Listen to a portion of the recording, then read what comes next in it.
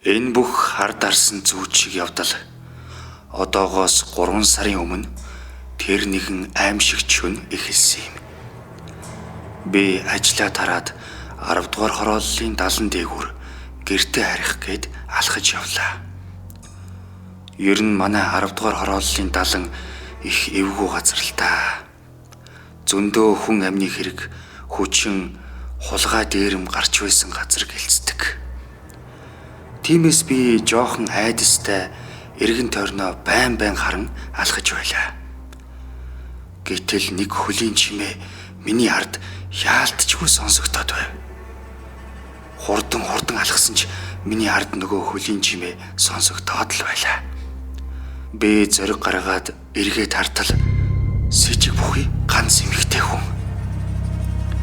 Тэгээд за дүүрсэн хэрэг гэж бодоод гэрлүү тэр чигээрээ алхлаа. Гэтэл нөгөөх чинь дагаад л байв. Бүр дагсаар байгаад манай орц руу ороод надтай хамт лифтэнд суучлаа. Лифтэнд ороод би 3 давхар дээр дарж, харин тэр 5 давхар дээр дарав. Манайх уг нь 6 давхар л та. Буугаад шатаар дээшээ алхтал хазуулж тэр эмэгтэй гэрлүүгээ орсон бололтой байхгүй болчихсон байлаа. Ингэж золоор тэр өдөр би амьд гарсан юм. Маргааш оройн дахиад ажлаа тараад харж явлаа. Дахиад л ард хөлийн чимээ. Бас ямар хараал идмэрнэ вэ гэд ууртаагаар эргэж харлаа. Тэгтэл бас л нөгөө эмэгтэй чинь бас л намайг дагаад байна шүү.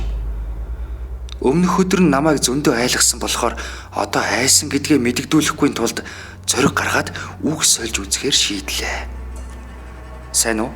Танах энд байдаг юм уу гэсэн чинь тийм ээ, энд сарын өмнө нүүж ирсэн гэд миний нэрийг асуугаад бид хоёр танилцлаа. Бид хоёр хоёулаа ажлаа тараад гэрлүүгээ хамт ирж таарад байдаг байсан юм байна лээ л дээ. Тулаад харьцсан чинь дажгүй эмэгтэй юм гэж. Ингэсээр бид хоёр бараг өдөр болгон таардаг, сүүлдээ болцдог боллоо. Цаг хугацаа өнгөрөх тусам бид бие биедээ татагдж эхлэв. Энэ бүх үйл явдлын хамгийн аимшигтай мөч нь тэр намайг гэртээ хоол идгэж урьсан тэр орой болсон юм. Гэрт нь ороод сууж байтал тэр надад цовин тавгалж өглөө.